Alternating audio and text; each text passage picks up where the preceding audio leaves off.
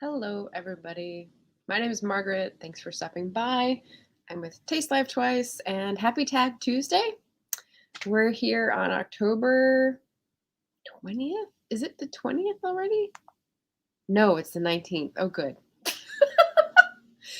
Now that we're starting off on the right foot, welcome. We're going to do the end of the year book tag. So, time is a social construct. We don't know where we are. And that's just been confirmed with my wide awake treatment of today's time location. Anita's here bright and early. Welcome. We've got some go indie-ness happening here with the Comic-Cons and the weekend and panels on Sundays. Very cool, very exciting. So welcome today. I'm going to be covering Ariel Bissett's, one of the original booktubers, I think, her end of the year book tag today, which has just a few questions and then going over a little bit about Samhain. So the end of the year book tag, people started jumping in like September, and I guess it sort of makes sense if you're planning for what you're going to read for the rest of the year. But for me, and when I see end of the year book tag, I think it's not the end of the year yet. Don't try to cheat me out of 3 months of, feeling like it's this year, although maybe we all want to yeet ourselves out of this year. But then I thought, well, October, it actually is the ending of the year, not the calendar year, but the pagan year. So I thought I'd do it in October, and that would make sense for me. So we can start with the questions, I guess. First one is, are there any books you started this year that you need to finish? Yes. Are there books before this year that I started that I still need to finish? Yes. So the most immediate, I will say, are the ones that I started in September before the trip, and then I left and I came back, and they don't really fit into Victober. So I'm just going to shoot them into November, which is Labor and Capital in the Gilded Age, which you saw in my last post, and William Dean Howell's A Modern Instance, which is super slow moving. It kind of belongs in Victober, but it's not a Victorian book, so I can't put it in Victober. So there we go. Sandy's here. Hello, Sandy. I just saw Sandy's video. Let's see. What was that? I just did it this morning, but I've had 2 Zoom meetings since then. So let me try to remember. You were talking, the one before was the organization, which was very impressive. But the one this morning was different, and I've already lost track of it in my head. It'll come back to me. So yeah, those are the 2 for the first question. Second question is, do you have an autumnal book?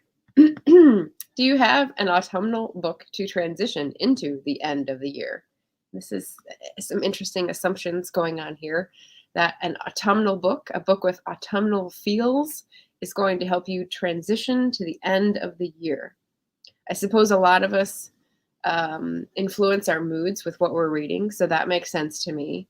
But what is an autumnal book? Yes, okay, pretty books, pretty book design. Yes, it was very fun. A lot of pretty books. The spine, the end papers, the covers, the foil, the gold foil. Yeah, very nice. Jim is here to say hello. Nonfiction from my October TBR will go into nonfiction November. Very, very convenient. I had my friend Kim from Native Lady Book Warrior. She's a lot on Instagram. Asked the question, does anyone have books that are going to work for both Indigathon and Nonfiction November? And I flubbed it, and I put one in that I thought would work, because I used to think it wasn't a Native written book, and then someone told me it was, but then she told me it wasn't. So I'm back to not having a nonfiction Native read, unfortunately. But yeah, we'll be reading fiction for Indigathon, and as you saw, I'm sorting through my Nonfiction November reads. Sandy says hello too. Jim says autumnal book. Okay, you're going for the obvious there, Jim. This is not rocket science. He's going to choose Fall by Ali Smith. I haven't read any Ali Smith, and as you know, as I don't know who said it now. Someone said hype gives me hives. I think it was Brittany from Literarily Smitten. So we'll go with that. I'm in the hype gives me hives club. So haven't read any Allie Smith. But when I think of autumnal, I think of going back to school. I think of seasons changing. And when I think of school and like the wheel of the year, I think historical fiction. Am I wrong? Am I wrong? So I'm going to pull out some historical fiction recs that, not recs exactly, but they've been on my like treat list. Okay, so let me know if any of you have a treat cupboard or a treat drawer where you hide all your like, I don't know, special chocolate or gummy bears or things that you shouldn't normally be consuming, but like if you're having a bad day, you make a beeline for the treat cupboard. I have a book stack like that. So it's like my book treat cupboard. So here's a book I've started that I need to finish by my friend Jenna Blum, Those Who Save Us. It's a very intense World War II. Where is it set? I think it's set in Germany. Yes, it's set in Germany. And so at the time that I read it, I was like, oh God. And so I had to put it down. But I'm excited to get back to this one. Historical fiction from the Pacific Northwest. We've got Hild by Nicola Griffith, which is about the saint of the same name, and I think in like the 7th century Britain. So I've been wanting to read this for a long time. I've also been wanting to get her to Yola Book Afloat, but I don't know any like people in common, so it hasn't happened yet. Oh, okay. Anita has a good point. Autumnal books means Halloween books to her. And since I don't do horror, that sort of like cuts me out of a lot of it. You're right. Jim says this month a lot of booktubers get creepy books because of Halloween. Granted, yeah, you guys are making good points. Fair points. I get it. I'm going to stick with mine, though, which is historical fiction. Another Pacific Northwest one, Fast Girls by Elise Hooper, which I bought within the last year. I discovered her because of, I think, a Crowdcast talk, and she seemed really great. This is about women in the Olympics in 1936. Sorry, the story goes back a bit, but the main part is the 1936 Berlin Olympics, so also very cool. Creepy books.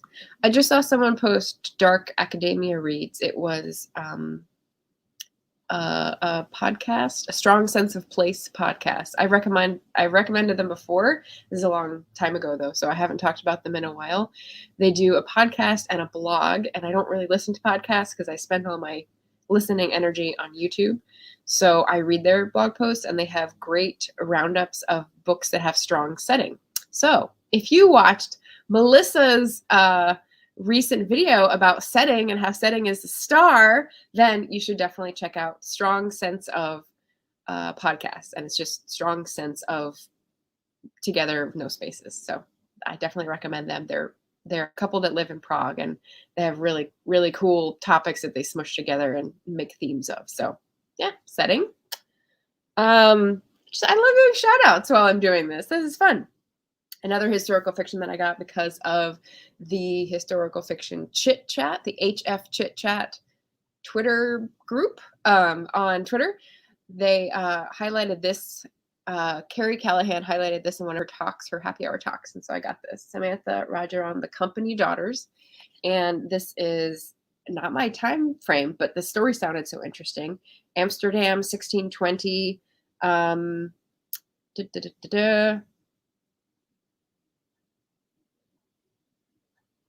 Okay, Change of Fortune. I'm trying to say Company Daughters. Oh, that's why it's called Company Daughters.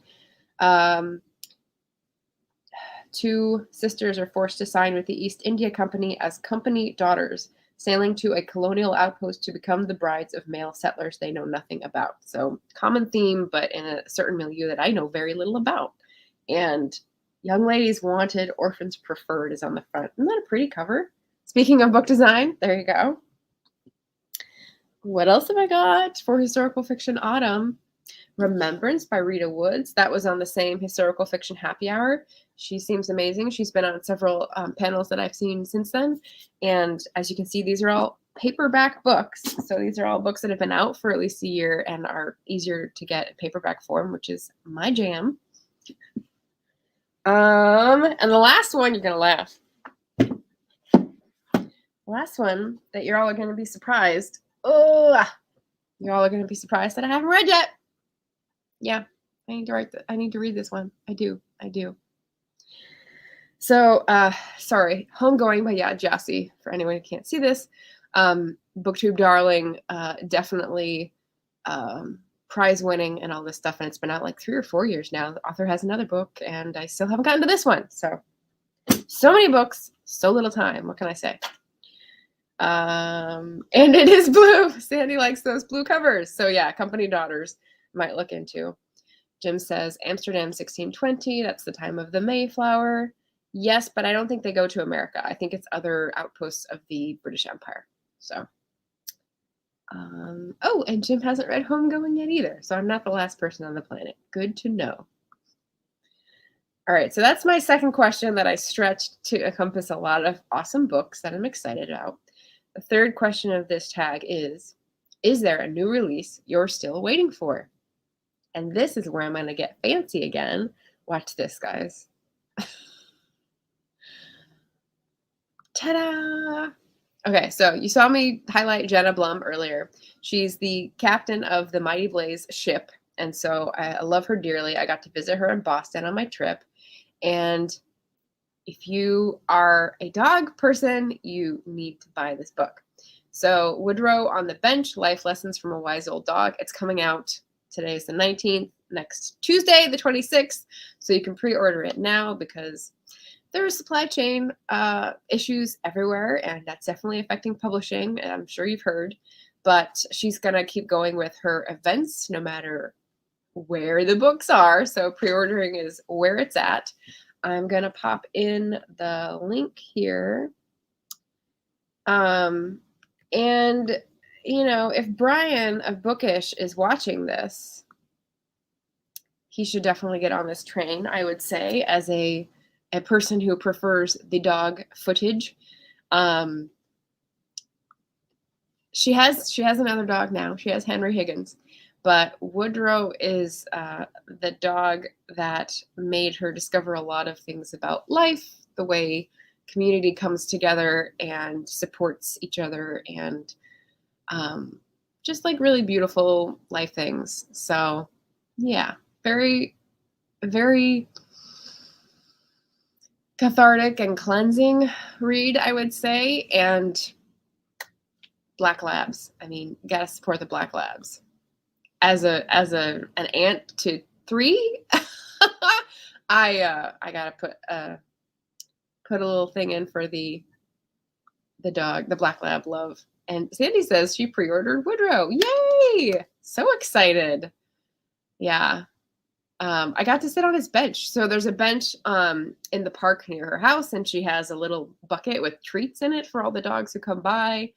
And Jenna was saying, you know, like, you get to know everyone and you remember the names of the dogs before you remember the names of the people, and everyone's okay with that. And I'm like, that seems like a good world. That seems like a good way to live. So yeah, so that is my fancy overlay in StreamYard. We'll take it down now, but that's what I would recommend to pre-order because it's coming out next week. And question 4. What are 3 books you want to read before the end of the year? Okay, so 3 books before the end of the year. Not the end of the pagan year, which is October 31st and Samhain, but the end of the calendar year, since that is the intent. Well, you know what I'm reading for October, Victober, the Buddy Reads, Red Mars, the Library Priority, Crooked Hallelujah, the Got on a Trip and It's So Freaking Good, All We Can Save, the climate book, and the Victober Reads that I haven't started yet, but it's only the 19th, so we've got Dostoevsky, Johnson, Jerome. So what about November and December? You saw the 4 books for nonfiction November. I'm still cogitating on the fiction I'm going to choose for Indigathon because I've got a lot to choose from and it's like backed up. I need to catch up. Although Crooked Hallelujah is a native read. And I've got that historical fiction pile that could be my treat of either month, November or December. But I will say I've got 2 buddy reads on the calendar for November and December, and those I should definitely get to. So we'll go with all the books I've already covered. That works for one. And then November, oh, the sticky notes are coming off. That's not good. Those are supposed to be permanent. The November book, ugh. Does this ring a bell for anyone, this cover? It's by author that I've been meaning to read for at least 2 years now, Maryse Condé. So if you watch Books by Lannis's channel, she's a super Maryse Condé fan, and this is one of her best known books, Segu.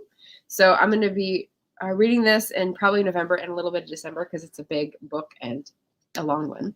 With her channel used to be called Bibliobria, and now it's just Bria.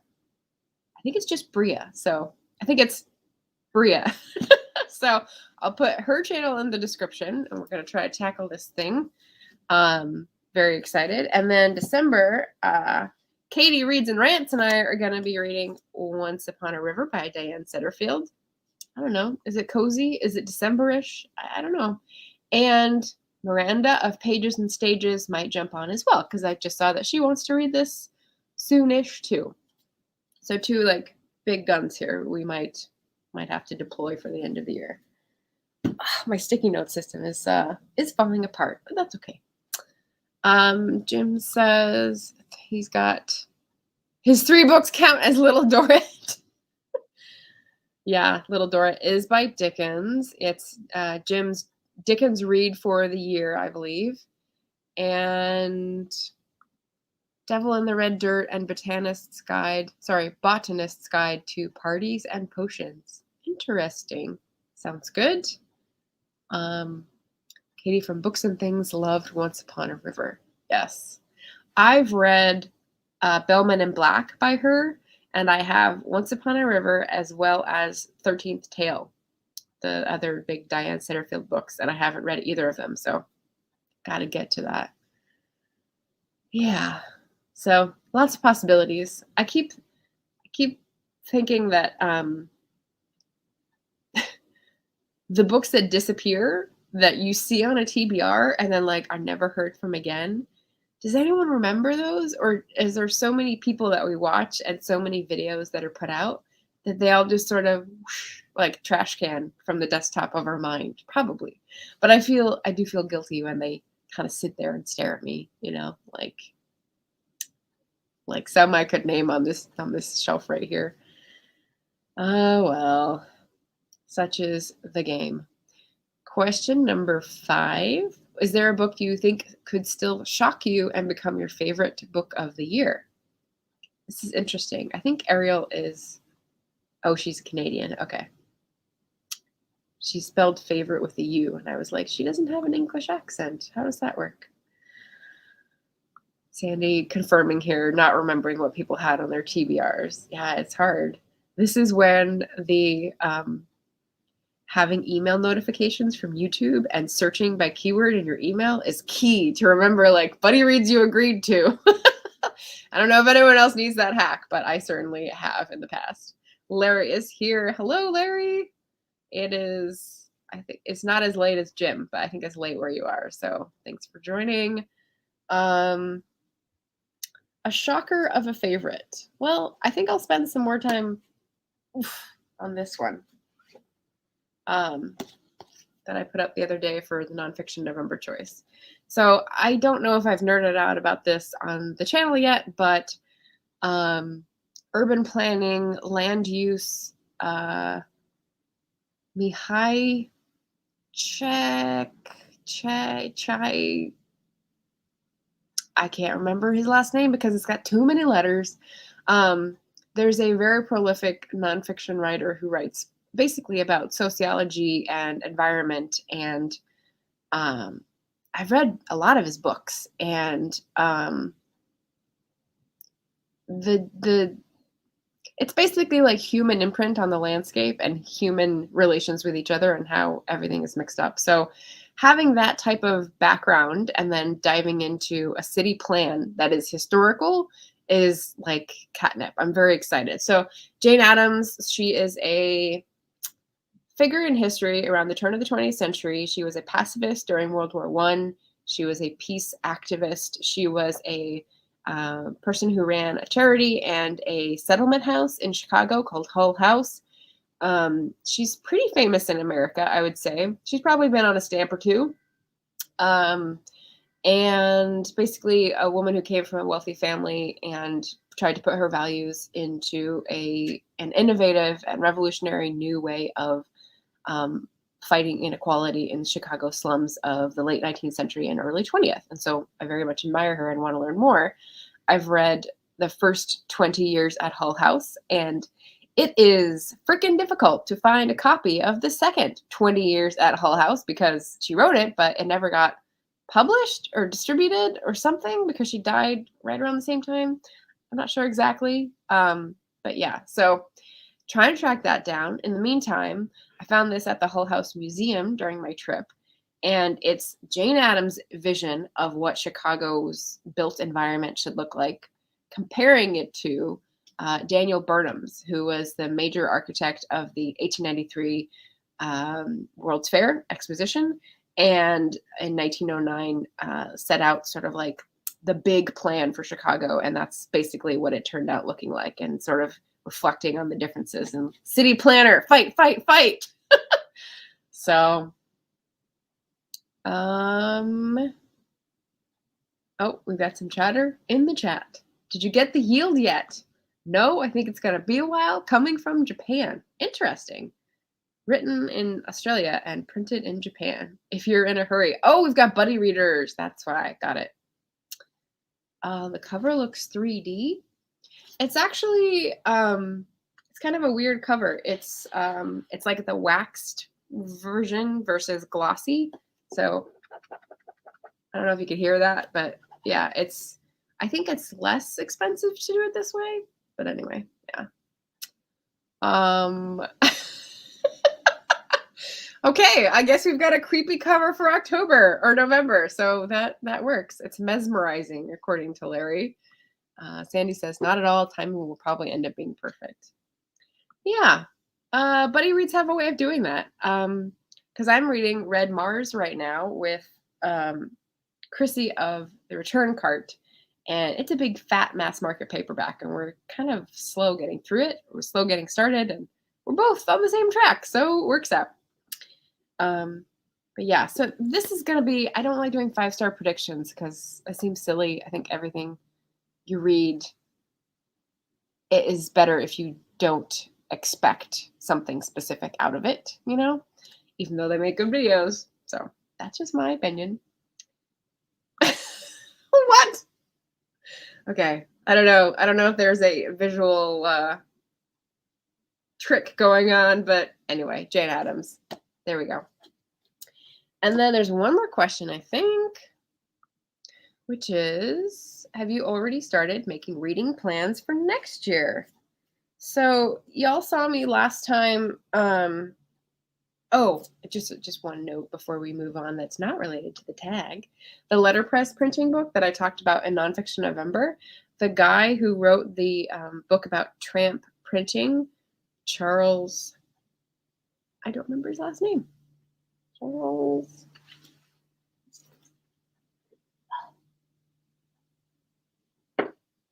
Overbeck. In my red pile. Charles Overbeck. He runs a letterpress printing place here in Portland called Eberhard Press. And I'm going to go check it out on Thursday and see how one works. And like, I don't know, grill him with questions probably that are weird and don't have anything to do with how you actually use a printer. But anyway, I'm excited about that for the research. And the cover is haunted. Oh, we like this. Creepy cover. Happy Halloween. Happy Samhain. We'll get to that. I've lost track. The last question. Reading plans for next year. So the next buddy read that I was going to do, if you saw me, was going to be one of these two. And Maria from MH Books, I think, has a father in hospice. So we're putting that off probably till next year. And so I may read one of these. And I think Someone already weighed in to say it should be Hamnet first, but I think maybe she won't want to read Hamnet because it's about grief and stuff. So maybe I'll read that first and save the Tainted for the buddy read. So that's next year-ish. Otherwise, I only have one plan, which is with Tina to read The Woman Warrior, maybe in May. I think that was on her Mooks and Gripes list, and I thought, yes, somewhere down the road, I'm good with that. I'm good with that. Sandy loves Hamnet. Yeah. So maybe that'll be a December thing. The other book I know I'm reading in December is The Library book by Susan Orlean. I've been thinking of that book all year because it just seemed like a cozy book lover's perfect Christmas read. So I think we're doing that for the Patreon book club. And I've been putting it off because I just thought it'd be good for like holiday time. So that's exciting. But next year, I wanted to get, here's a call to action. I wanted to get together people who want to plan their next year, like sort of overarching. I'm not a very specific planner, obviously, hence the dropping off of TBRs and whatnot. But in terms of like readathons, what you want to aim for and sort of balance things out so that you don't get too burnt out every month, just sort of looking at the overall picture and trading recommendations and thinking about what you want to engage in for the next year. I did this last year with a few peeps and it was really great. And I want to do it again, but no one's come forward. So if you're interested in doing this, please, please, please, I think I'd want to put this up either mid-November or early December and have just a conversation about what we want to do next year, what we want to prioritize, and maybe it'll be nice to think about 2022. And as I said, yeeting ourselves out of 2021 because gosh. Oh, okay. I read it wrong. She says I have Hamnet, not love Hamlet. Okay. Good one, Sandy. Okay. So maybe if you want to, although you're very busy, so you probably won't want to do this before the end of the year. Jim says I have a NetGalley book called The Library. Probably not the same. This is probably like 10 years old, so it wouldn't be on NetGalley. It's a red book, so again, holiday feels. Oh, you know what's coming out today that I get to help interview?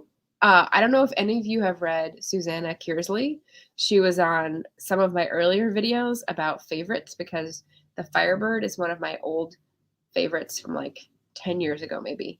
It's a dual timeline, time slip, historical fantasy. And she talks about Jacobites and she also talks about Russia. And so she's got two of these like political hotspots in the 18th century and weaves them into modern characters and back. And it was just amazing. So I definitely got Brittany of Literarily Smitten onto the Susanna Kearsley train, but she's got a new one coming out that has to do with the Union Act of 1707 and an investigation into a man's death and his widow trying to claim his benefits and like all this good stuff. So I get to interview her today at 4 p.m. Eastern, 1 p.m. my time, Pacific. And I'm super excited. She's on the mystery show because I think there's more of like a death investigation involved in this one, but it's really for historical fiction lovers. Just saying. It's not historical romance, even though there's usually romance in it. It's historical fiction with romance, if that makes sense. Jim's library book is nonfiction. The library book that I'm reading is also nonfiction. What I read in the reviews is that some people were disappointed because it's like, it's straddling genres. It's about, I think, the Southern California library fire of the 80s, something like this, some recent event that burned a whole bunch of books, but it's also a love letter to librarians and the system and like tidbits of history and books. So it's, yeah, I think it's sort of a weird thing for people to get into, but because I love history, because I love books, because It's a sympathetic point of view. I think it's going to work for me. Can I call that a 5-star prediction? No, we don't do that. We don't do that here. Yes. The Susanna Kearsley book, or the library book, the Susanna Kearsley book is called The Vanished Days, and it comes out today, and we'll be talking about it on Almighty Blaze channels. The library book is by Susan Orlean, and it's been out for a long time, and we'll be talking about that for book club in December. So either one. Break is over. Go back to work with a meeting. Bye, Sandy. Thank you. What else? What else is I going to talk about? I need to get my events up, but the lineup coming up is pretty fun. I'm going to do the small booktuber tag on Friday. I'm going to continue helping the Concord Festival of Authors this weekend. I'm going to be, here's the next link I was going to pop up. The Worldwide Write-a-thon. I'm so proud of myself for not stumbling on that.